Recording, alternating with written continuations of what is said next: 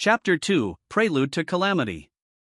King Admaris of Pharmus winced at the report he was just handed. He had reason to. His kingdom's situation had just faced dramatic changes for the worse. It all began when the seal placed on Veldora, the storm dragon, vanished from the forest of Jura. It led to a flurry of requests for monetary and military support from Earl Nidal Migam and the many other nobles with parcels of territory out in the hinterlands. It wasn't a problem the nation could afford to ignore. Admaris had ordered measures to be taken at once, but instead of providing what the nobility hoped for, he sought instead to further entrench his authority. I suggest that we could lay waste to the monsters only after they ravage one or two of our frontier provinces. That would certainly help prove the battle might of our Knight Corps, yes. Ha ha ha. Sacrificing a few of those yappy little free guild men won't hurt our budget at all.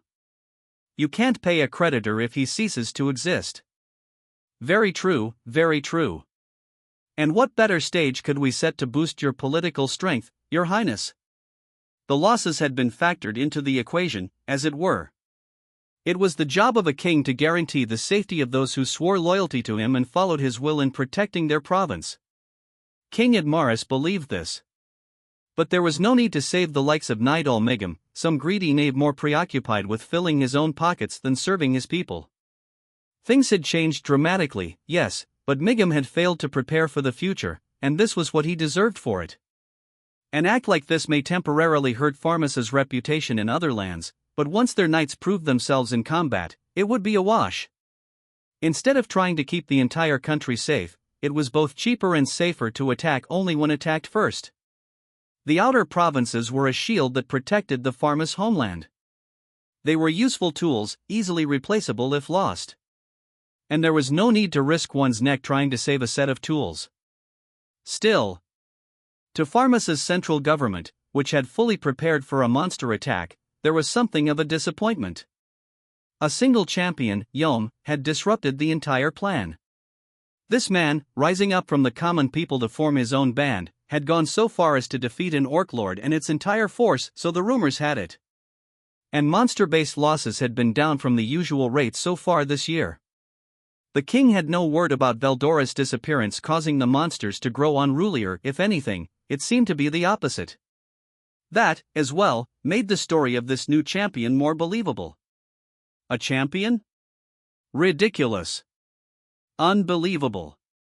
But the Free Guild said that an orc lord had appeared. Perhaps it is not entirely untrue. Indeed.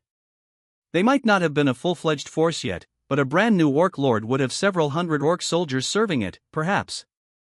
That would still be enough of a threat to the borderlands, but this is pointless. If that's all it is, I could wipe them out myself. And now this man goes around calling himself a champion. The core of the government, the advisors King Admaris put the weight of his trust upon, had come to a conclusion. Well, if it means a threat has been eliminated, then very well. A pity it means our royal knights can't have their day in the sun, though. Fulgen, head of the Knight Corps, looked less than happy with the chief royal sorcerer Raisin's statement. For now, though, the topic was settled. He could tell well enough that Raisin was simply telling the truth. There was no need to sally into battle just for the fun of it, an opinion King Admaris seemed to accept. The next issue to tackle, however, wasn't one they could afford to watch and wait on. Their tax revenues were falling. Usually, figuring out the state of the national treasury required careful analysis over at least several years. Here, though, the downward trend was both looming and blindingly obvious over the previous fiscal cycle. Month after month, the figures spoke volumes. After a certain point in time, trade-based revenues simply fell through the floor. The Kingdom of Pharmus, thanks to its geographical location, had a hand in almost every international exchange with the Dwarven Kingdom. It was part of why it served as the front gate, so to speak, for the Western nations.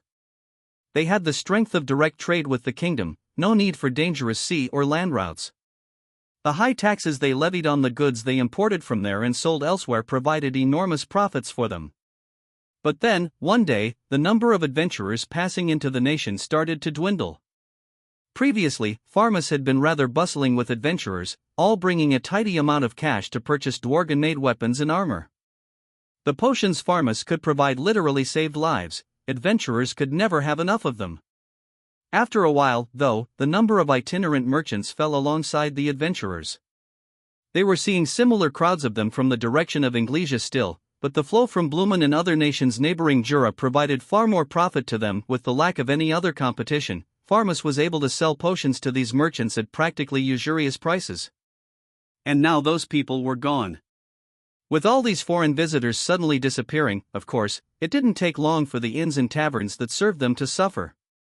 The numbers were clear as day on paper within a month, so the economy minister hurriedly ordered his department to find the cause. The report that came back was enough to shock the entire cabinet. A new town has been established in the forest of Jura, a town inhabited by monsters. The news, provided by a spy sent into the forest, made King Admaris whisper it can't be the moment he laid eyes upon it. But he remained composed. He was the ruler of a nation, and he needed to project his authority as king. I cannot believe it, but I must. The most important thing is, how will I connect this to our own profit?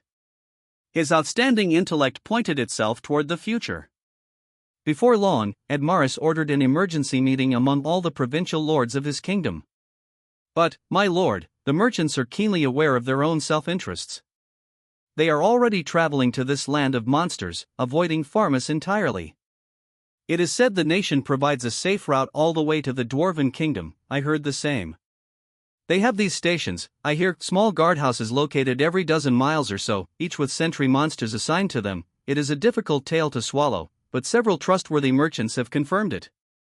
If a traveler is attacked in the midst of their journey, they can apparently launch these flares provided to them in town to signal the monsters. Help arrives in 5 minutes or less. What? The ministers and nobility called to the conference seemed ready to leap right out of their chairs as they exchanged the stories. Wild, seemingly unbelievable tales flew out of their mouths. None of them could hide their shock. The forest of Jura was teeming with monsters. Thanks to its vast size, only low-threat creatures lived in the borderlands near human civilization. But that wasn't always the case. You saw the odd beranked, or above, monster from time to time. The very idea of building a town smack dab in the middle of this chaos, and even building links to it from Blumen to Dworgen? How much money, and how much military power, would that take? No one at the conference could begin to imagine. Even outside the forest, they had to expend a hefty chunk of tax revenue defending the border villages and towns.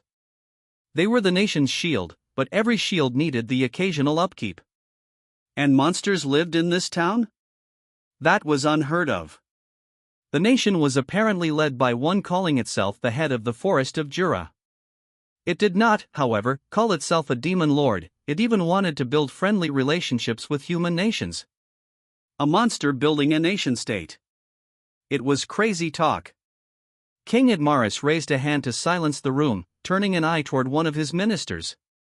The nation, he said upon the king's order, is known as the Rimuru Tempest Federation. The merchants refer to it simply as Tempest. It is led by Rimuru Tempest, a slime who has apparently a what? Are you kidding me? The minister was cut off by a young man with dark hair and dark eyes who stormed up to his feet. Not a single minister or nobleman would dare to exhibit such rudeness before the king, but this man lived in a realm where politeness didn't pay the bills. If anything, he was in a position to be forgiven for such outbursts.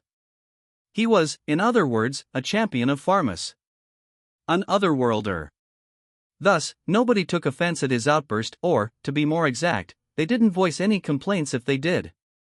Some of the more powerful nobles clearly looked down on him, but nobody needed the facts spelled out for them. Publicly revealing any enmity would put a dent in one's own profits. This was a human weapon, one of the people summoned by Pharmus's triennial summon ceremonies, and a man gifted in battle skills. His name was Shogo Taguchi, a 20-year-old Japanese man. Enough, Shogo, chided Chief Sorcerer Raisin. Hear out the report to the end. But a slime? That's the lowest of the low. How can some vermin like that become lord of the entire forest? Or what, is the forest that full of wimps? Are you guys training me day in, day out just to swat a bunch of pathetic little monsters? As part of this training, Shogo had managed to seriously injure 10 or so of Pharmas's most elite knights just yesterday. Raisin smiled bitterly as he recalled the events. This young man, Shogo, undoubtedly wielded tremendous power, but his heart, his mind were too raw and immature to bear it. It had been 3 years since he was summoned at the age of 17, and in Raisin's eyes, his ferocity had risen by the day ever since. If he weren't being subdued by the controlling magic placed upon him during the summon, he'd be a bomb big enough to raise an entire nation. Lucky for Pharmas, then, that the controlling magic was absolute in its force. I said, silence. Gay. Shogo returned to his seat, humbly following Raisin's trigger word. Anger still burned in his eyes, but Raisin was too dignified in his role as head magician to pay it any heed. Sir Raisin, a clear voice rang out, I feel Shogo does not mean any ill will. In our world, slimes are notorious for being about the easiest monster there is to kill. Well, it depends on the game, actually, but either way. Kyoya.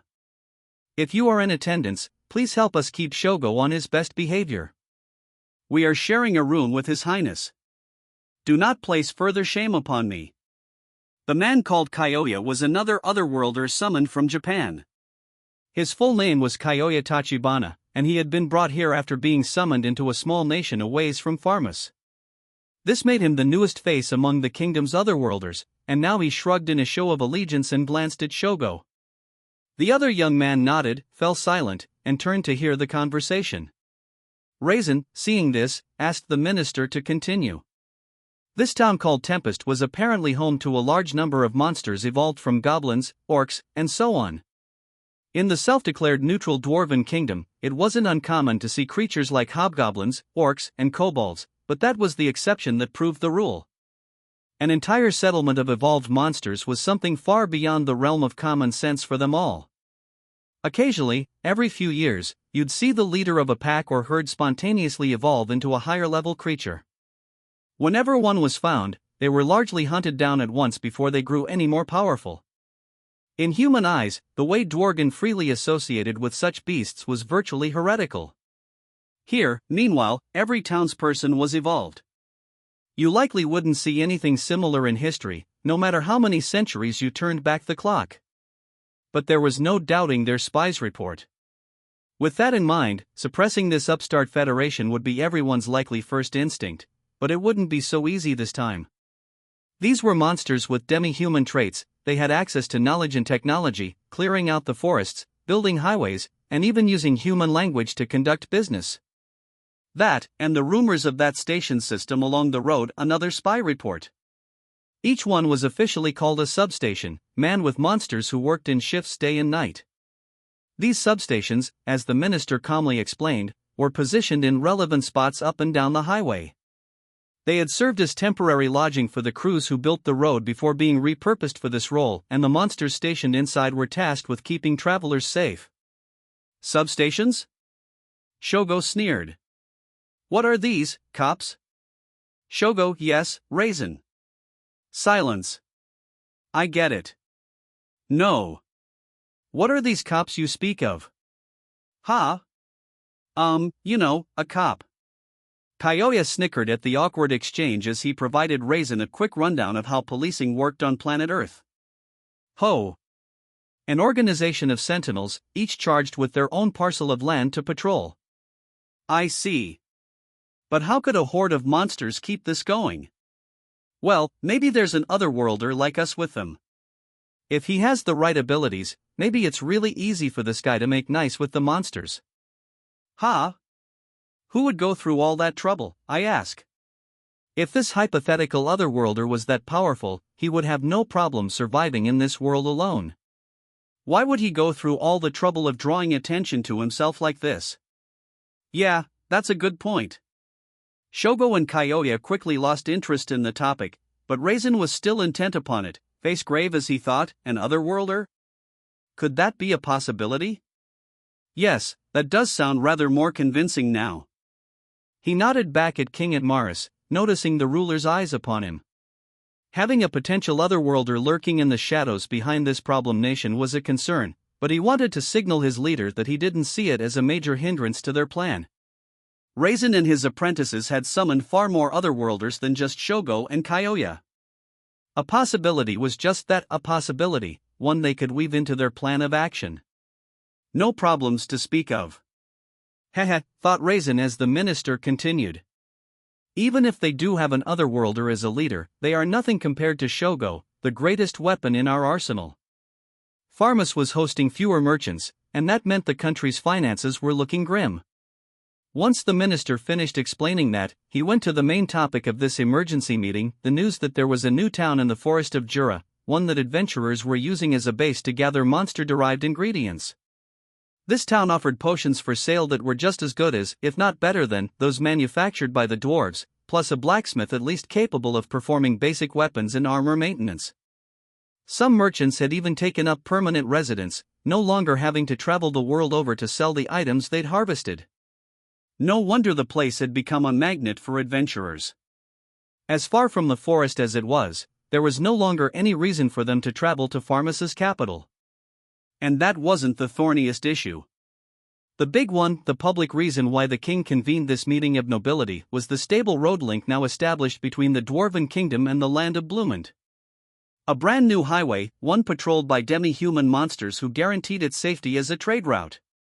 It meant that most merchants could now travel directly to Dwargen without having to circle through Farmus. This they could not afford to ignore. If they let it slide, it could grow into a life-or-death issue for the kingdom. Farmus, after all, had no real manufacturing specialties to speak of. It had no resources under the ground to mine. Having the Dwarven Kingdom next door meant its own industry was still pretty low level. It grew enough crops to keep its own people from starving, but that wouldn't be enough. The whole economy was dependent on the twin supports of tourism and trade. Without those, what could possibly refill the state's tax coffers? The minister saluted King Admaris as he wrapped up his report. The king nodded back, surveyed the nobility assembled before him, and asked a question. Well, what now, then? There was nobody to answer him. The same report the king had seen was distributed among the nobility and ministers in the room, outlining the details behind the just completed briefing. Everyone gathered was a high-level noble official, deeply involved with running the country and extremely well-heeled.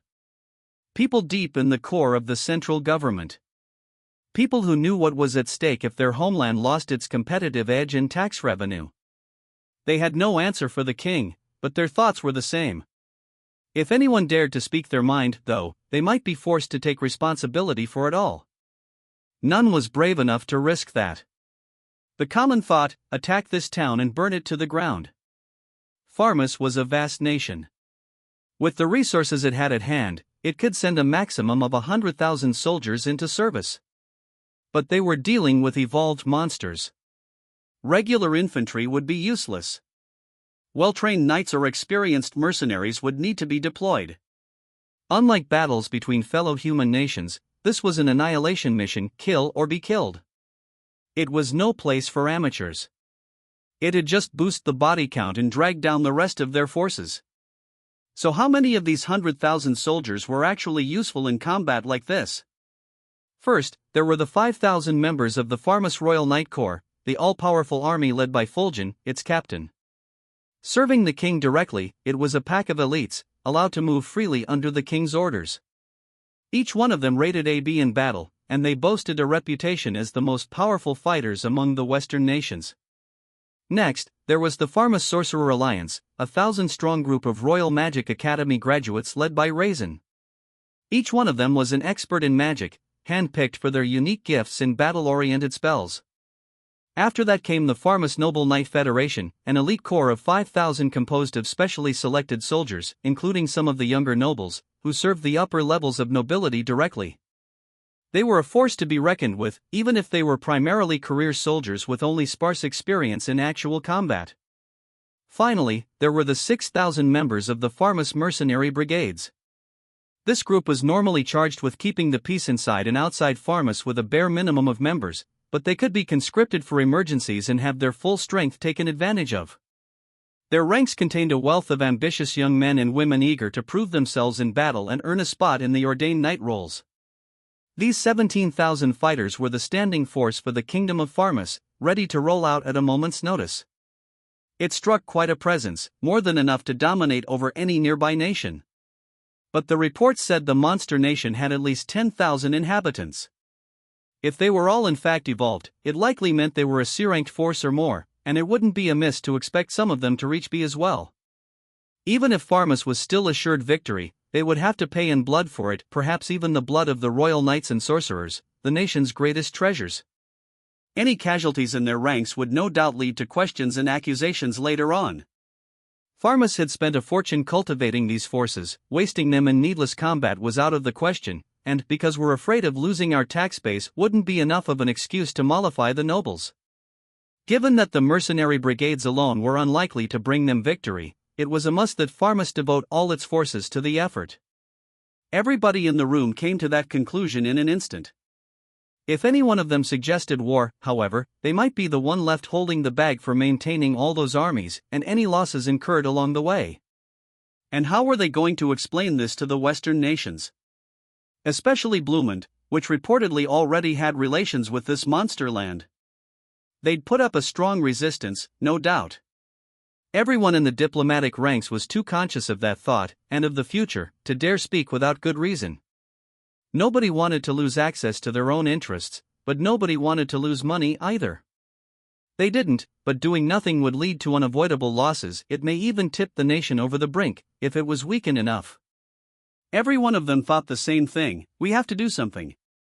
If only someone could get the ball rolling for us. They needed diplomacy to silence their neighbors.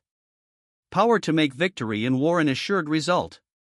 And, more important than anything, a plan for the adventurers living in the monster town. Pharmus had to make sure they wouldn't be hostile or convince them to join Pharmus's side, even. All these problems at hand and no profit to be made from it. Keeping the Forest of Jura's status quo was difficult enough. If they attacked and destroyed an entire nation of monsters, they couldn't even claim the land for their own provinces. No wonder they were facing a severe lack of volunteers. King Idmaris knew precisely what all his nobles were thinking. He had the exact same thoughts. The difference was, he was already taking countermeasures. The moment he heard the briefing, he already had his closest aides on hand, working out how to react. They discussed how to make the most profit from this. The crux of the issue was how to handle it without affecting the national interest.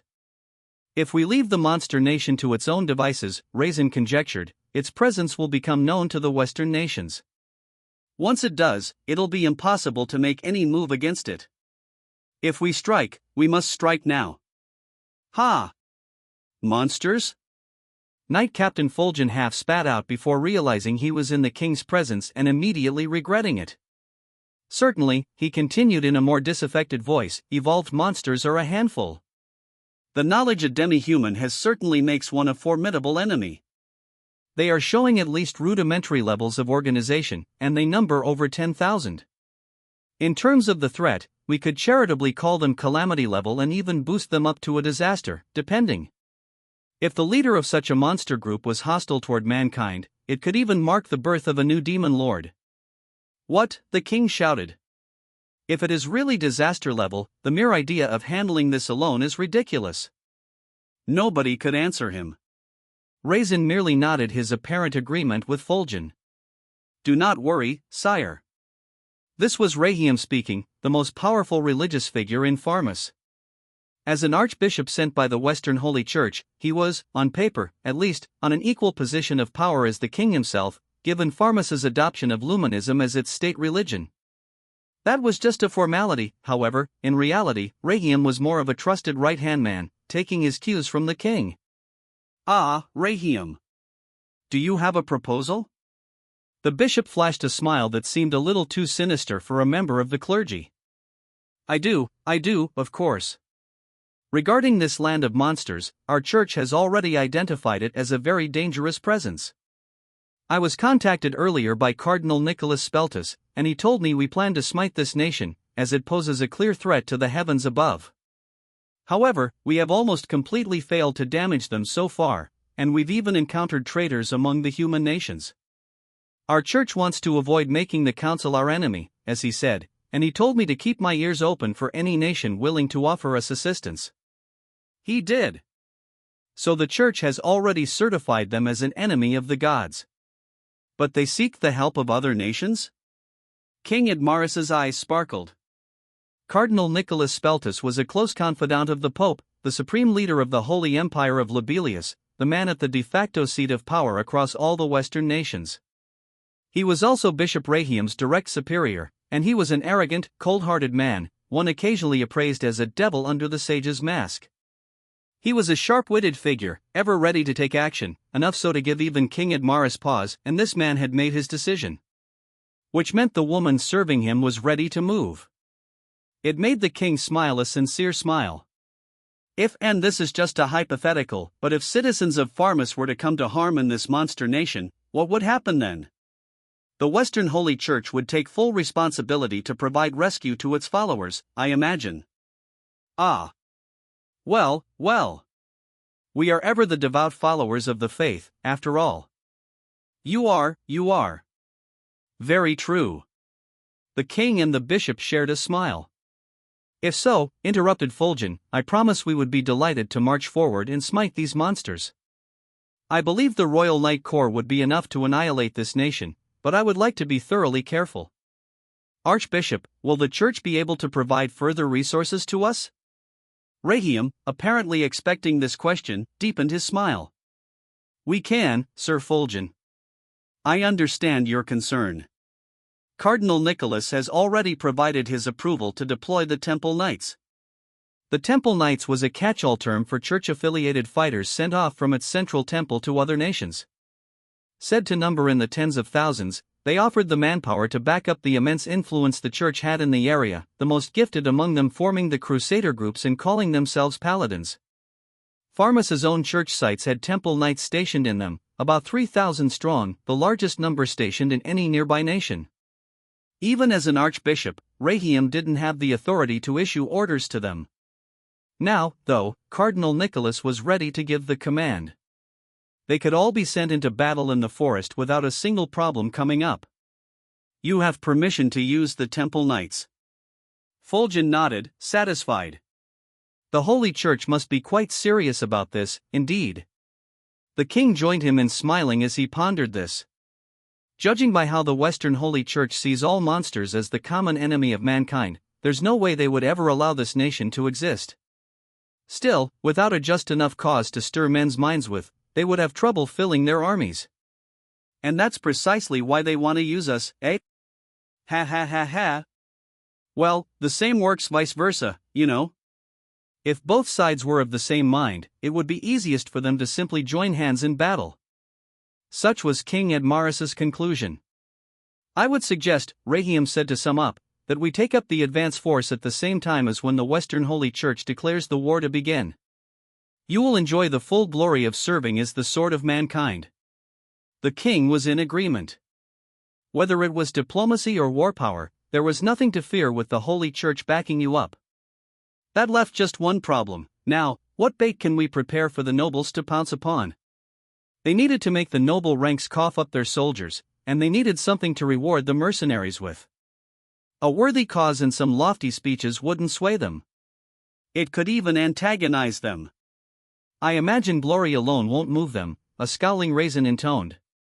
If we put the Royal Light Corps, the Sorcerer Alliance, and the Temple Knights within Pharmus together, that's 9,000 troops. That should be enough to assure victory, but, with the exception of Rahiam, everyone in this huddle wanted their approach to be foolproof. But it was Rahiam who broke their silence once more. Oh yes, he said with a smile. Cardinal Nicholas mentioned that in his message as well. As he put it, monsters are not people. Therefore, the church has no interest in their lands. Do as you will with them. Monsters aren't people? Isn't that obvious? King Admaris had to keep himself from asking out loud. Once they destroyed the monster nation, it'd be a waste of effort if they couldn't manage their land afterward. An extremely unattractive proposal. But could they manage it? Perhaps if they blessed the land and then received the church's permission to rule over it? The king had no qualms about ruling over monsters, monster slaves and the like weren't rare sights. If they were willing to negotiate with and submit to them, he could guarantee them protection under the name of Pharmus, assuming they converted and became servants of Luminous. If not, they'd raze the land, enslave the surviving monsters, and annex the entire territory. There might be certain issues with this if Pharmus was dealing with demi-humans like dwarves. Simple evolved monsters, though? Those weren't people. They could even use magic to enslave them without a second thought. I see. Cardinal Nicholas is a broad-minded man indeed, reading that far ahead in time. He is. And he wishes for nothing more than the continued prosperity of your kingdom, sir. King Admaris gave this a firm nod. Pharmus would gain new territory, along with all the natural resources the forest of Jura had to offer. No one would complain if he left the region's defense to them.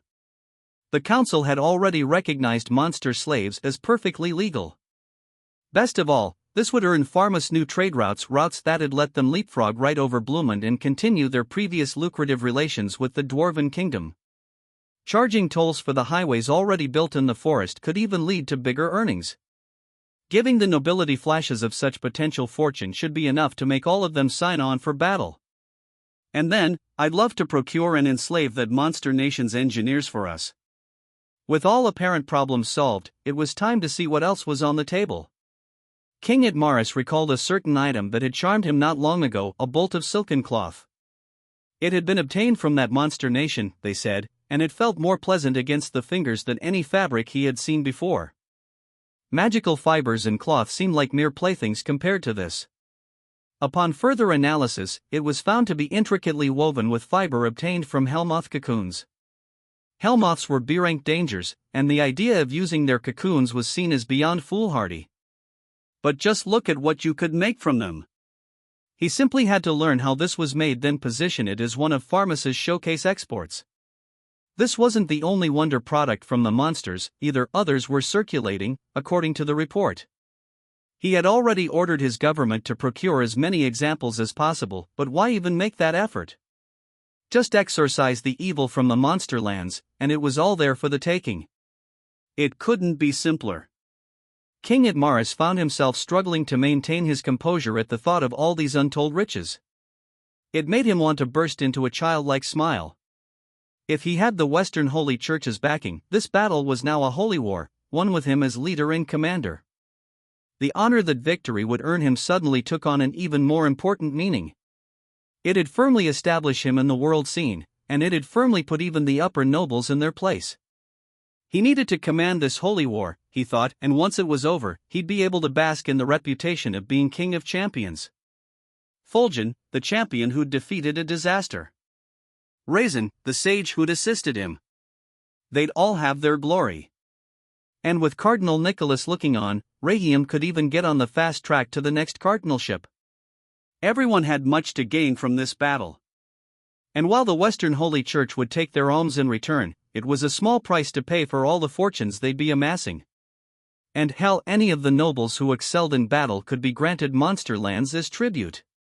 The king wanted their industry and their technology, the land didn't really matter to him.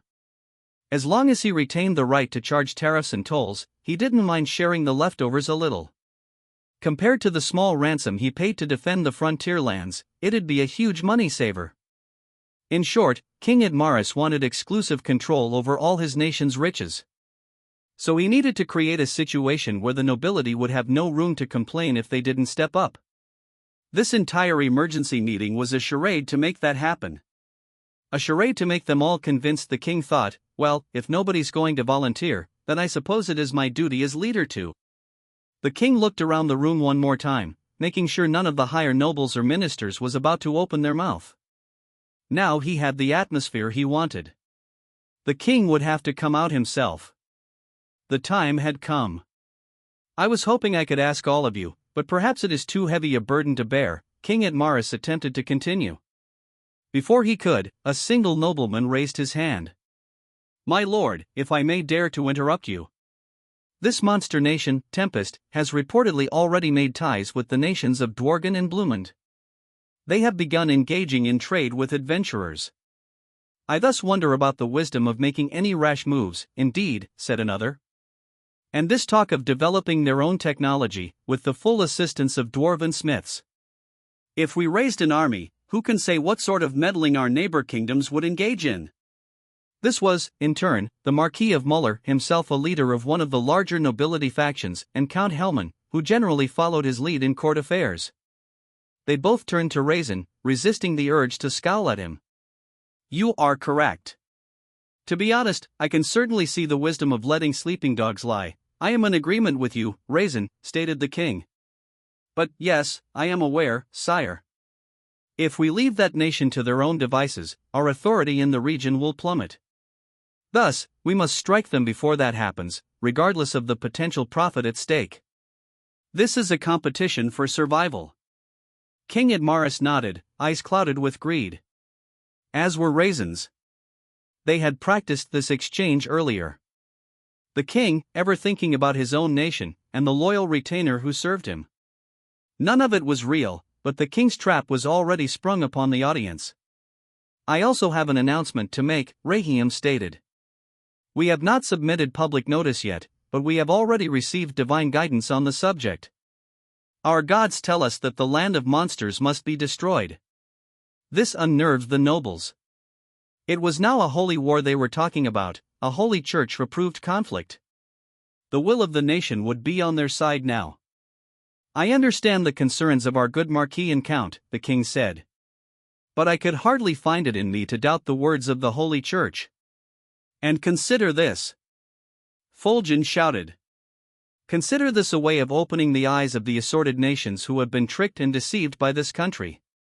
No monster is worthy of trust, a lesson I feel we should teach them personally. But that would mean we could potentially take the blame, King Admaris turned a gentle smile toward his two doubtful noblemen. Then what do you suggest we do? Any concerns from neighboring countries would no longer be an issue the moment the Holy Church backed them up. Farmus was a superpower, one with major clout in the council. If the cause was presented as just, both politically and religiously, it would be simple to spurn any outside interference. The two nobles turned to face each other for a moment. Could we perhaps send a messenger? Muller suggested for them. If we could negotiate with them, we'd be able to tell whether they are worthy of our trust or not. And if they seem ready to be allies, the monster threat would be a thing of the past. We would have nothing to fear. The church has not made an official proclamation yet, I am sure, because it wants to discern their true motives first. Exactly. Count Helman nodded. He and Muller both owned domains that bordered the forest, making defense a constant worry. The Marquis's lands also shared a boundary with Blumund, which they had good relations with. That must be what drove his opposition. Well. Perhaps Blumund has been bribing you, but this is already settled business. King Admaris laughed a bit internally, reveling at how late this resistance was as he placed both of them on his watch list. His mind was already full of the fortune and glory he would no doubt acquire soon. No, my good Marquis and Count, Rahim interjected. The divination has already been provided. Luminous refuses to abide the presence of any monster, especially monsters who dare to build a nation. Any such nation would mark the birth of a new demon lord. Allowing such a filthy thing to exist is an egregious and unforgivable sin. Muller and Helman both gasped, taken aback by this outburst. I understand your views, King Admaris added solemnly. Let me ask you, can we trust these monsters? Who could guarantee that they will not attack people someday? Are you willing to take that responsibility? Are you willing to protect the lives and fortunes of my beloved people? We are dealing with monsters. Creatures we could never fathom. Creatures in eternal conflict with mankind. Don't you find the views you espouse to be rather imprudent? The overpowering performance caused both of them to turn white, unable to respond.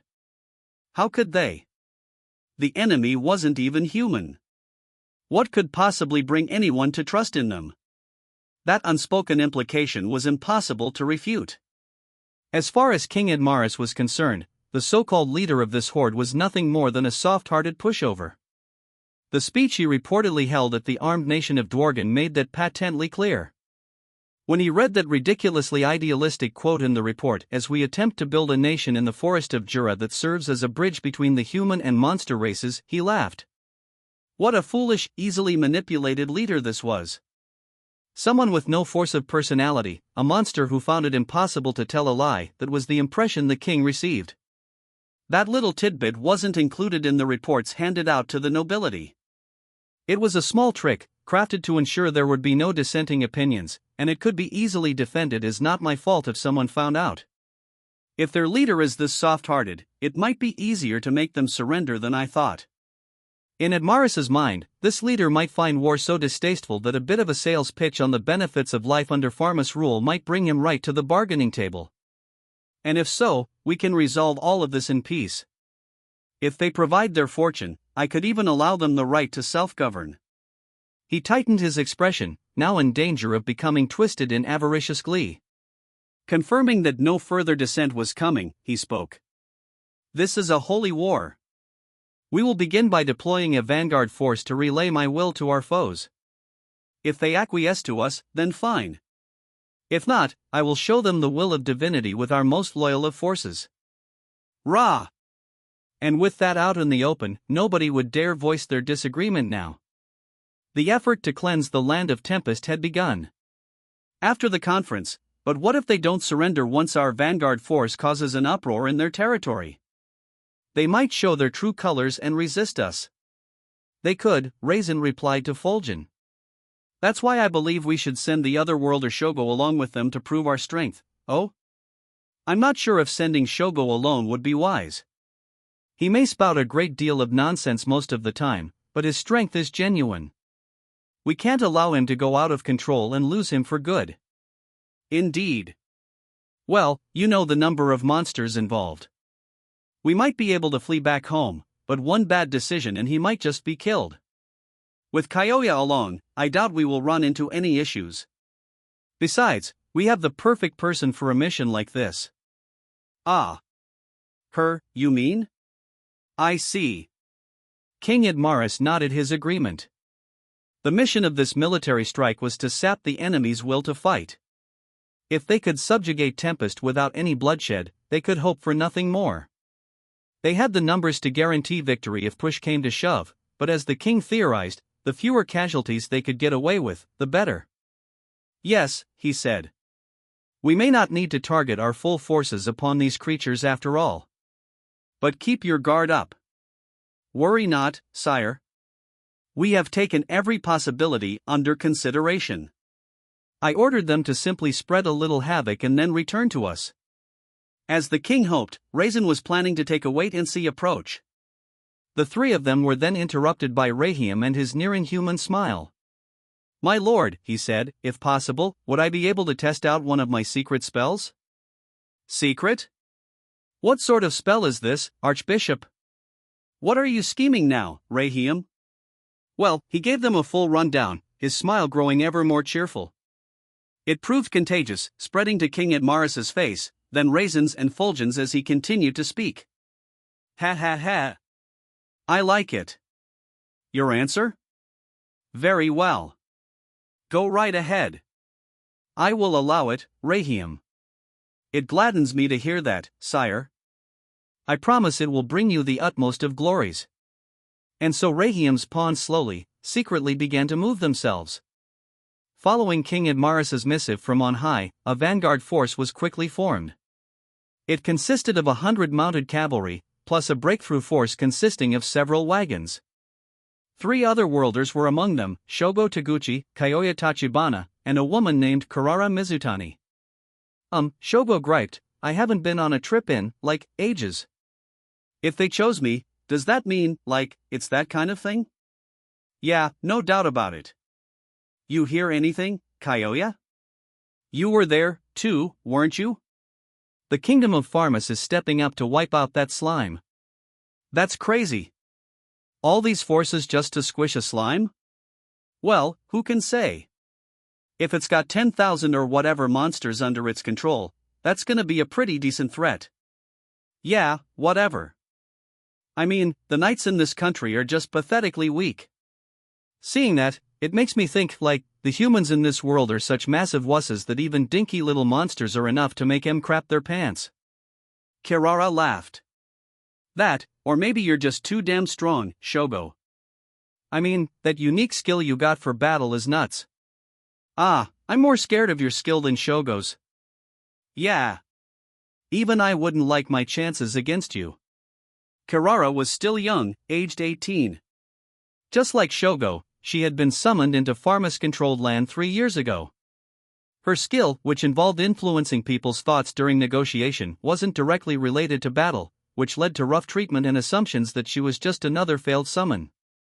At first. Then it happened. It was too much for her to put up with, and that had made her use the power right. "Stop screwing with me, you assholes," she'd screamed. "I just wish anyone who messes with me would die." The nature of the resulting bewilder skill ensured that the effect was immediate. Anyone who'd failed to resist it immediately committed suicide. A negotiation skill? No way. All she had to do was bark out an order, and she could make anyone do her bidding. It depended less on the actual words and more on what Kirara wanted on the inside. The results were nothing short of a massacre until Kirara's summoner managed to place a locking curse upon her. All 3 of them had had their powers checked from the moment they were summoned. The first few months were devoted to magic-assisted language lessons, along with a wide array of testing. The locking curse could not be resisted. Any order made with it simply had to be followed, whether you wanted to or not, and as part of that, Kirara was forced to reveal what her skill really was. She revealed it, but she was inaccurate on a few of the details, thanks to her unfamiliarity with the language. As a 15-year-old at the time, for Kirara, learning a foreign tongue was a struggle. Even with the magical support, the mere act of studying was pure torture to her. The results led to that "I hope you all die" tragedy, and ever since, Kirara's skill had been sealed away, restricted from activating without permission. The same was somewhat true of Shogo, but, whether it was lucky for him or not, it didn't take long for Shogo's full strength to become obvious to all. That was what happened when you killed the 30 magicians surrounding you the moment you got summoned. It was the work of the unique skill Berserker, and as the name suggested, it simply provided a massive boost to the wielder's physical strength and abilities. He had been 17 then, a delinquent from a failing high school, and his discontent and lust for violence had awoken the skill in him. Combined with the karate Shogo had studied since childhood, Berserker provided a massive boost to his fighting strength. That led to 30 massacred sorcerers. If Raisin hadn't been there, it would have been even worse. It was never a given that people summoned into this world would just go quietly with their new guardians. They were taken from their own lives for purely selfish reasons. Anyone could see the effect that would have, and the people on this world knew it well. To handle it, each set of summoning ceremony spells came with a locking curse included that made the otherworlder do the summoner's bidding. "I swear," muttered Shogo, "I want to kill that old man. Just ordering us to do whatever he wants, yeah, seriously. One of these days he's, like, totally going down." "Oh, don't be like that," Kyoya replied. "At least if you do what he says, you're guaranteed the best food and accommodation this world has to offer." They had gone through this conversation before. It was never enough to leave Shogo or Kirara convinced. Huh? Yeah, no shit. Especially when the best they have to offer is garbage compared to our world. "Oh, totally," Kirara added. "There are no cute stores, no cosmetics. No TV, no internet, no smartphones. This world's, like, completely devoid of entertainment. I'd be totally fine if this planet just exploded." The complaints had piled up to the point where all 3 could blow up at any time. Being forced to carry out orders with no free will, in particular, was proving unbearable. And Kyoya knew that much, but unlike the others, he was willing to take a more flexible approach to his plight. There was nothing he missed about his old world. He was far more interested in the powers obtained on this one, Shogo's, Kirara's, and his. He had observed them, researched them, and thought about what could be done with them.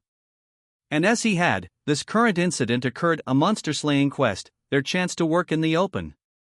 Finally, after 2 years, Kyoya would get to see actual battle. "Maybe Shogo and Kirara don't like this, but I think this is our big chance. If it turns into a war, that'll keep the guys with the locking curses on us too busy to keep tabs. Maybe we could even kill them, or maybe they'll just go die themselves. He couldn't discuss this much with the other two. There was too much of a chance they were being magically eavesdropped on. Which wasn't a bad thing exactly. But their Kyoya was seeing this as a chance, waiting patiently for the exact moment he could strike and reclaim his freedom. Soon, the wagon carrying all three of them, each with their own thoughts in mind, set off for Tempest. Jurin had received an emergency contact from Clayman. He ordered her to deploy a special sort of high magic. This magic involved taking the entire area within a 3-mile radius and converting it into an anti-magic zone. Spells like these took time, so he ordered her to begin working on it at once. The purpose was to shut off communication with the outside world. There was more to it than that, no doubt, but the Demon Lord offered no further guidance. It was clear Clayman planned something big, something that he didn't want the people of Tempest to know about. It deeply concerned Jurin, but she would never be allowed to ask questions. Orders were orders. What's more, this magic was meant as a defensive spell against other magic. It was being specially customized to fulfill Clayman's request, and as a result, it would have to be launched around a circle with her at the center. There was the rub. To keep high magic going, Jurin would have to reveal the identity of the high-level magicborn who drove it, herself. There was no way doing so wouldn't draw the attention of the locals. In effect, Jurin, a magic user, was being faced with a potential angry mob of Tempestians in a zone that she herself had blocked all the magic from. It was essentially being ordered to die. The magic Clayman stipulated was positionally based, so once it was launched, it'd last for several days whether Jurin was around for it or not. She was, in effect, a throwaway piece of the puzzle. Receiving this order crushed her. But there, yet again, the figure of a single man in her life crossed her mind. If she refused this order, it would bring that man an all too tragic fate. Jurin knew this better than anyone else, and that was exactly why the only choice available to her was to accept it. I knew this would happen. A suitable end for me, I suppose, but I wish at least he could be spared. She recalled the face of Yom, the man who claimed to love a woman like her, and smiled. For someone who had lived with the coldest of frozen hearts for the past several centuries, those words were as gentle as a spring breeze. Those words are all I need. Stealing her resolve, she began to walk off by herself. Where are you going, Jurin? Oh, Grusif. Did you need something? Ha! Not exactly, no. But he was clearly trying to follow her.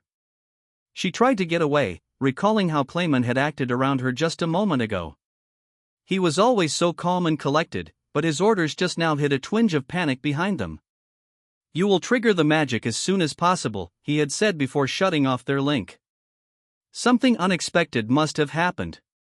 Hey, speaking of which, did you see the new dessert they're offering at the dining hall?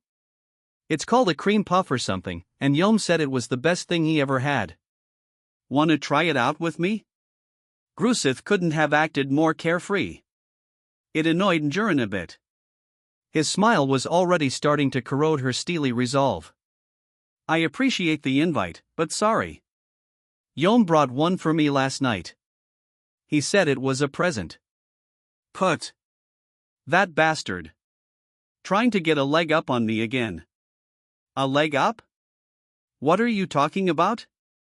I have a bit of an errand to do, so if we could talk later. An errand? I'll really get to see you later? Of course. Why wouldn't you? She did her best to brush him off, leaving Grusith behind on the path.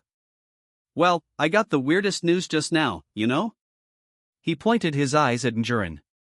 Something about the demon Lord Milene declaring war on my leader. It sounded insane to me, but you're acting pretty weird, too, so I was just wondering. Ah. There we go. Now Jurin understood.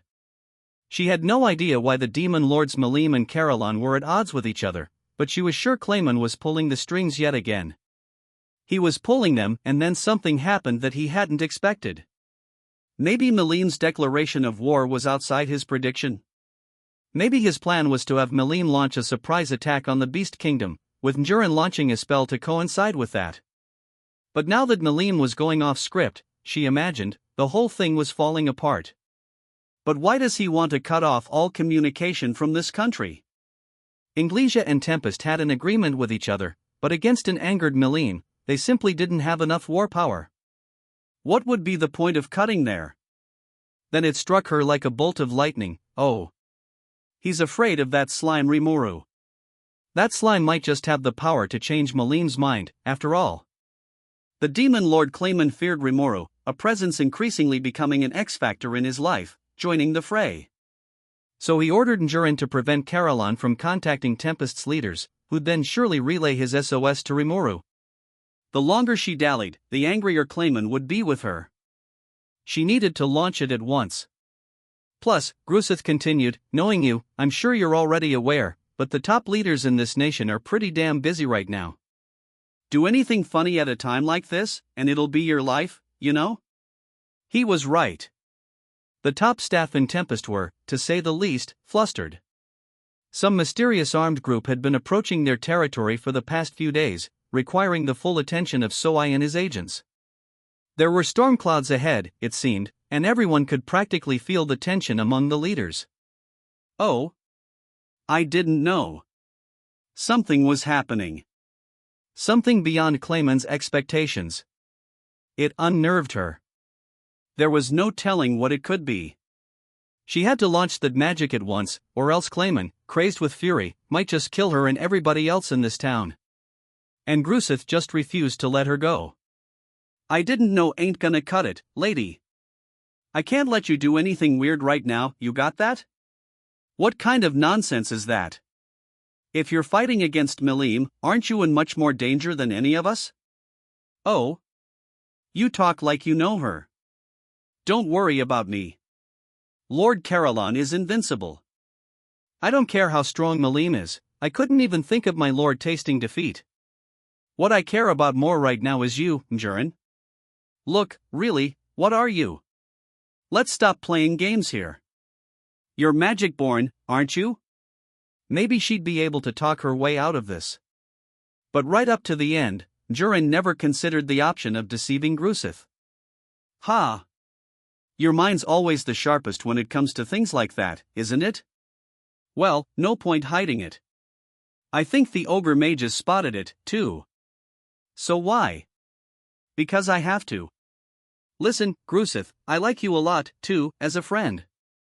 But if you're going to get in my way right now, I'm ready to kill you. With that, Njurin did away with her magic-driven human disguise, revealing her original magic-born form. Ah! Gruseth quivered under the pair of large eyeballs boring down into him, virtually roaring with flame. Why are you so ready to? Are you preparing to die? What for? What? You've got a master giving you orders, don't you? I don't see any need to answer that. For Gruseth, that was as good as a yes. You know, they said Lord Clayman's notorious for using his minions like throwaway cannon fodder. You aren't? Enough from you. Say one more word, and I will kill you, Gruseth. Seeing the normally immovable Njurin descend into such a panic told him everything else he needed to know. Oh. I get it. If you're willing to follow him straight to your own death, he was interrupted before he could finish. Let me hear more about that. It was Yom, using all but perfect camouflage skills to trick them as he strolled out from underneath the trees. He usually took great pains to look out for Njurin. There was no way he wouldn't notice her bizarre behavior. Yom, she had revealed her secret to the one person she least wanted to, but, oddly, it filled her with a sense of relief. A relief that turned into surprise at what he had to say next. Njurin, you have to believe in me. I swear I'll protect you. What are you, crazy? You can see perfectly well by now, I'm a high-level magic-born. How is a human weaker than me supposed to keep me safe? Yom ignored the frantic plea, growing unusually passionate. Human? Magic-born? None of that stuff matters, man. I fell in love with you. I love your face, I love your scent, I love your warmth. The way you live, the way you hold yourself all proud like that. I love all of it. And that means everything to me. What are you saying? All that was just a fantasy created to trick you. Don't worry, Jurin. I'm prepared to let you keep on tricking me, right up to the day I die. NH. What an idiot, she thought from the bottom of her heart. But it was such a bold, pleading declaration that it struck her completely dumb. Ha! I won, didn't I? You've fallen for me? He flashed her the biggest smile she had ever seen. I swear I'll believe in you until I die. If I do, then how's that any different from it being the truth, huh? Jurin still lacked the words. You're so stupid. So stupid. But if that's how you are, then I. Ha ha ha. What a pitiful man you are. I approached you because I wanted to take advantage of you. You're so pathetic, it makes me laugh. This is ridiculous. Enough of this charade. And with that cold rejoinder, Jurin began to cast. There was no more time left to waver. The tears she felt on her cheeks surely must have been her imagination. No. Stop, you fool. You're really. What's going on, Grusith? With a beautiful, lilting voice, the spell unfurled itself and the laws of the world began to be rewritten. Yeoman Grusith were already powerless to stop it. If they could, the only real way would be to kill her. And if that happened, she was okay with it. But she simply had to complete this spell. She continued to chant, as if in prayer, with her heart and soul, aching to protect the man she loved. The scene in Tempest was even more chaotic than Grusith thought even before everything went to pieces, just as Jurin neared the end of her work. Benimaru, drowning under a deluge of hurried reports, already looked sick of it all. The most worrying one had come from a sentry posted at a substation a few days ago, by way of Datta. Benimaru, he'd said, I guess there's this bunch of humans in full armor, and they're headed right this way. The sentry asked what they wanted, and they just said, we have no need to speak with underlings, and marched on. So I had quickly been dispatched to investigate. It was a group of knights, over 100 in number, and Benimaru decided they could no longer be ignored. So I kept gathering intel, along with Sokka and her group. Soon, they'd pinpointed the group's origin, the kingdom of Pharmus. As long as the Pharmus platoon's goals were unclear, working with them had been difficult. Thus, Benimaru had Soi's team keep a close eye on them as he discussed the increasingly worrisome issue with Rigurd. Perhaps we should inform Sir Rimuru? Rigurd had replied, after he left us to watch this town, is it really good to keep pestering him? Perhaps. He makes frequent return trips at night, so we could inform him then. That brought them to now. Rimuru, after all, could use his warp portal to come back here anytime he wanted. So Benimaru left his briefing for later and worked on the medley of other issues awaiting his attention. It was all very unfamiliar work, and being chased constantly by it made the days pass like lightning. In the midst of all this, Soi's team sent a report from Pharmus itself. The kingdom was apparently engaging in rapid preparations for war. It made Benimaru wrinkle his eyebrows. This might be bad news for us, Rigurd. I'm afraid so. Not something we can afford to take so casually. I think we had best have Sir Rimuru back here at once. The two looked at each other. They both concluded that handling this brigade of knights the wrong way could very well lead to war. So Benimaru tried contacting Rimuru, but before he could, he received an emergency magical communication from Alvis, the golden snakehorn in one of Eurazania's 3 lycanthropers. The Beast Kingdom will enter hostilities with the demon Lord Milim in 1 week's time. As a result, I want you to accept the citizens we are evacuating. The delays Jurin experienced in deploying her anti-magic zone allowed this message to squeak its way through. Although Playman himself should take some of the blame, Milim's flight speed was so fast that she reached Eurazania far ahead of his planned schedule. Not that it mattered to Benimaru. No, the portent of this news was so vital that it seemed to change the very air around them. You must be joking. At once, the top leaders of Tempest were gathered: Rigurd and Rigor, Lilina, and the other chief hobgoblins, Kaijin as a special advisor, Shuna as secretary, Cheyenne as Rimuru's representative, plus Hakuro and Geld. Nearly a dozen people crammed into the meeting hall. Gabble was not in attendance, not having been appointed to this level of leadership yet. Instead, he was simply advised that an emergency was underway and to stand by until further orders. Kaijin also informed Vester of the news, telling him to maintain regular contact with King Gazel of Dworgen as needed. And in the midst of all this, the very party of humans who had vexed Benimaru earlier arrived, disguised as merchants. Dude! This town's more advanced than the capital of Farmus. Shogo couldn't hide his surprise. He and his otherworlder friends were trundling into town, a single knight serving as their coachman while the rest of the 100-strong team kept their distance. The unexpected sight of the town rendered him speechless. It was amazing. Nothing about the term monster town had prepared him for this. The sewer system kept all foul-smelling odors at bay, and, really, the monsters walking around seemed more identifiably human than any other species. They were clean, bathed, and wearing more proper clothing than many of the merchants and townspeople around Farmus. One look was all it took to confirm that life here was far more bountiful than life over there. It was packed with adventurers, merchants briskly running to and fro as they carried out their business. God damn! I'd been ripped off this whole time.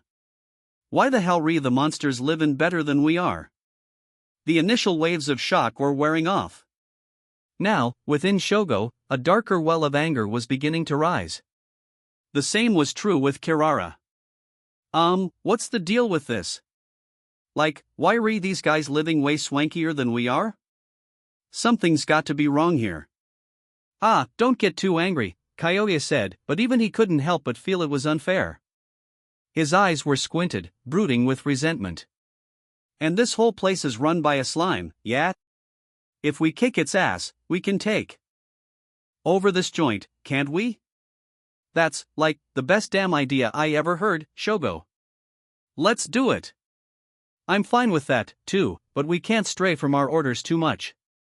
Oh, it'll be fine. I'm just saying, they told us to kick up a ruckus before the rest of the night showed up, right? Everything will work out great. Totally. Like, they want to stage it like we're a bunch of lawful citizens and the monsters attacked us out of nowhere, yeah? I can just use Bewilder to set up some kind of pretext, and all the non-monster adventurers will do whatever I want. Kirara liked her chances, and she had reason to. It was the main reason why the three of them were here. And neither of her friends saw much to worry about, either. Yeah, Kyoya agreed, that's pretty much what Sir Raisin told us to do. Pfft, quit calling that asshole sir around me. Totally. I hope that dude gets a heart attack or something. Then we'd be, like, free and stuff. Ha ha ha. Sorry, just a habit, Kyoya said. We can't really diss him to his face, you know? His lighter approach had a distinct motivation behind it.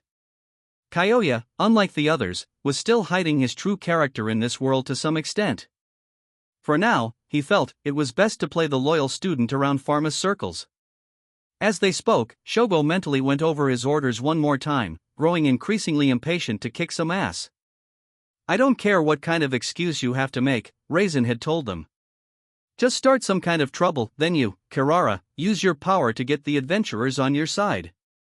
We'll begin taking action once you do. Farmus was currently engaged with a total of 3 otherworlders. That alone was enough war power to decimate a smaller country. It was rare to deploy 3 at once, but the government wanted to cover for the possibility that another otherworlder was aiding the monsters. Once Shogo and his friends began their business, the coachman driving their wagon would send off a signal to begin the rest of the operation. The otherworlders weren't informed of the exact details, but nothing they'd do would be any hindrance to them, and presumably it'd make things even more favorable for victory. Shogo despised Raisin, but even he had to praise his talents. If he weren't a gifted magic user, all 3 of them would have been free long ago. Now he ran a hand through his well-oiled hair, lifting it up like the comb of a chicken. All right. How about we get things moving? Kirara was the first to take action. You touched my butt just now, didn't you? You tryin' to do something to me? She had deliberately bumped herself against what seemed to be the perfect target, a kind of dopey-looking sentry who was staring into space. This was Gobzo, a guard under Gopta's command and a hobgoblin known even among his own species for being a bit special.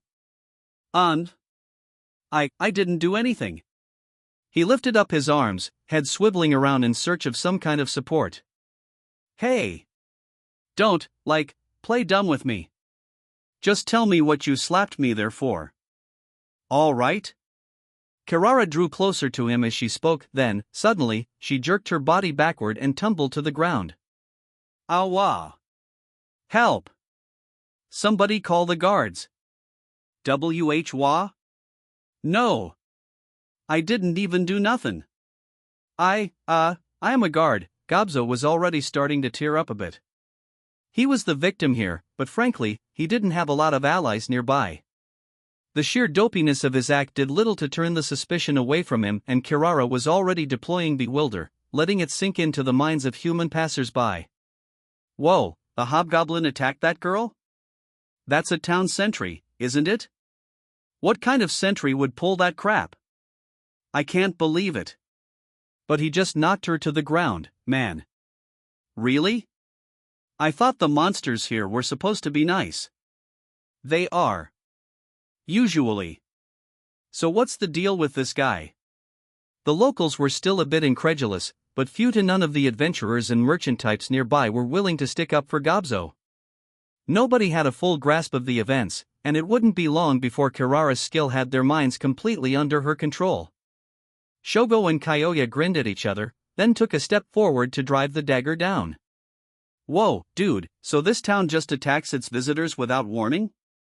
That's their plan, huh? Invite merchants and people over and then strike when they least expect it? They shouted as loudly as they could as they walked over to protect the frightened-looking Kirara. Their trumped-up charges were lodged. The real show would begin only when this sentry's supervisor showed up.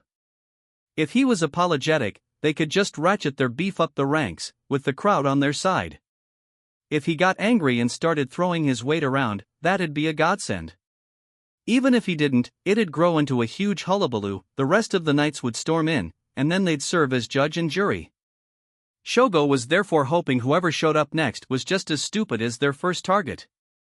He was disappointed. So what's up? Datta, apparent captain of the sentries, cheerfully strolled onto the scene, then did something Shogo wasn't expecting at all. Oh man, Gobzo, not you again. I swear, every single time something happens, you're in the middle of it. He gave them a bop on the forehead before turning back toward the otherworlders. Hey, sorry about that, guys, he said with a friendly nod. I'll try to educate I'm better. Gee Datta, you didn't do it? Doesn't matter. If you're under suspicion, you've already lost. He ominously raised an eyebrow. Remember what Sir Rimuru said about the horrors of being falsely accused of assault on the street? This raised some eyebrows among the onlookers as well. So you believe me, Datta? The sentry's boss sighed. Why'd you have to ask me that? You wouldn't have the guts to do anything anyway. Gobzo rewarded him with a hug and a hearty "I'll follow you wherever you go, sir," as tears streamed down his cheeks. This didn't particularly delight Datta, judging by the look on his face, but he still patted his sentry's shoulders to calm him down. It wasn't a sight that pleased Kirara much. Whoa, what the hell? Are you saying that I'm, lying or something? Oh, it didn't sound that way, a surprised Datta asked. It was more than enough to set the girl off. Don't give me that, you piece of shit. You got a lot of balls, trying to pick a fight with me. Why do you trust this guy right off? You weren't even here to see it. The shouting did little to affect the unbothered Datta. It's simple, he said. It's natural for us to trust our friends. What? You want me to accept that lame excuse? Well, he calmly explained, if you want me to explain further, the only girl Gobzo's got a thing for is Cheyenne, YC. Everybody in Tempest knows this, so there's no way he'd try putting his hands on a young girl like you, no. There was a moment of silence as everyone digested this. Oh, that's just mean, Datta. Gobzo's face turned bright red. Yeah. Everyone already knows, remember? Everyone. Datta shrugged. Yeah, everyone. Deal with it, Gobzo. I think I won't follow you wherever you go anymore, Datta. Now Gobzo was almost as angry as Kirara. Almost. Will you stop with this stupid crap? I'm still here, you bastards. All of you should just die. There was no longer any plan of action. All Kirara wanted to do was take everyone, making her into a laughingstock, and kill them. Shogo and Kyoya would be the only ones left standing in this street intersection, probably, but Kirara was too furious to care. It wasn't like those guys cared about Raisin's orders that much. So she screamed it out without reserve, half smiling as she did. Thanks to living fairly restricted lives in Pharmus, the three otherworlders were near the ends of their ropes mentally, and now the rebound was happening. Already, Kirara could picture the stabbed, mangled bodies that would litter the street shortly. But nothing happened. Wah! Ha! The adventurers and merchants looking on were too busy laughing at Gobzo to die for her. It visibly unnerved Kirara, as it did Shogo and Kyoya. I see, a gentle but firm voice said to them. Your skill converts your voice into streams of force that interfere with your target's brainwaves. That's quite a powerful one, so I'll have to prohibit you from using it in our territory. It was Shuna. A pair of hobgoblins had reached her to relay the events just before the conference began. It had sounded like bad news to her, so she'd run over with Cheyenne as her bodyguard. Shuna revealed a breezy smile as her eyes focused upon Kirara. Her unique parser skill provided a complete analysis of the girl's ability, letting her unleash an aura that matched and neutralized the waves of force. One look from her discerning, fearsome eyes was all it took. You do not appear to be suitable for this nation. Please take your leave at once. She smiled again, but her eyes were frigid. She could tell Kirara had meant to kill with that attack, and she wasn't about to take that lightly. Like, no way. Kirara sat weakly upon the ground. Now she knew it. She was completely outside her element. This woman was different. Not just another face in the crowd. She was a real monster. Her two companions, however, had yet to pick up on this, or they did, perhaps, but didn't find it worthy of note. Kirara had lost, but the violence her friends could mete out wouldn't be suppressed by any weird mystic force. They had absolute confidence in their powers, and now they had the ideal opportunity to test them out. Besides, the plan was in full swing, and there was no canceling it at this point. Shuna's beauty attracted Shogo's eye for a moment. Then he recalled why they were here. To enslave them. And if a woman as beautiful as this was a monster, there was no reason not to treat her as a slave. That's your attitude, huh? Well, all right. If you're up for it, I'm ready for you. His desirous eyes turned to Shuna, analyzing how best to tackle her. He looked forward to bellowing with laughter as she lay on the ground, bruised and crying, and continuing the torment until she begged for mercy. Then a quiet voice broke his concentration. Your licentious thoughts are written all over your face, lowlife. March straight out of this town, and we'll let you live. Refuse to obey, and your life will be forfeit. Cheyenne's slim, well-proportioned body was attired in a business suit, the epitome of cool beauty as she stepped in front of Shuna. Her eyes were furious as she strode forward. Shogo flashed a ferocious smile. He stood strong, never even contemplating defeat. Ha! I like it. Get in my way, and I'll crush you. I see. It appears you will not understand until you are smashed to the ground. Very well. Allow me to engage you. Then the two of them collided. Kyoya couldn't wait for this moment. There was no meddling referee overseeing this sparring match, and thus no need for him to play the star pupil role. And with Shogo wrecking things first, he had no reason to be patient any longer. If that's how it is, he said with a twisted smile and drawn sword, I get free rein, too, don't I? I was hoping I'd get to test this out sometime. Ever since he'd come to this world, Kyoya had been waiting for the tides to turn in his favor. Now, the time had come. Before his eyes was Shuna, with Datta and Gobzo behind her. Ha ha ha. I can't wait to see how much I can do. Hoo boy. Gobzo, protect Lady Shuna for me. Yes, sir, Datta. Datta drew his dagger and lowered himself for combat. Kyoya did the same, sword straight ahead of his eyes. He was a talent in kendo, and his unique skill, known as Severer, was focused entirely on slicing and dicing. It was backed by his natural-born fencing talents and the extra skill all-seeing eye. The skill allowed him to fully grasp the situation around him, as if watching the action from a video game's camera perspective. It blasted this information straight into his eyes, boosting his reaction time, and thanks to Mind Accelerate, he could recognize and address threats 300 times faster than normal. With these three skill powers in hand, Kyoya had become the greatest swordsman in both Farmus and the rest of the Western nations. Raisin had ordered him to keep these powers hidden, but that order was no longer valid. Kyoya finally had his chance to unleash them all, and it made the blood surge through his body. Ha ha ha. With these kind of skills, not even that old lady Hinata could challenge me, much less some wimp like you. With a final hearty laugh, Kyoya descended upon Gobta. *****. The conference began in the meeting hall, minus Shuna and Cheyenne. All right, declared Benimaru. Are we all ready? It is time to call for Sir Rimuru. He launched the thought communication. Nothing happened. The line was silent. I can't connect to Sir Rimuru. The whisper from Benimaru plunged the meeting hall into silence. Silence then gave way to panic. The hall bustled with worried faces and hurried speech. Even Benimaru, who was scarcely ever rattled, instantly turned pale. That was how much Rimuru's silence filled them with a sense of impending doom. It was around that moment when Jurin's incantation reached its completion.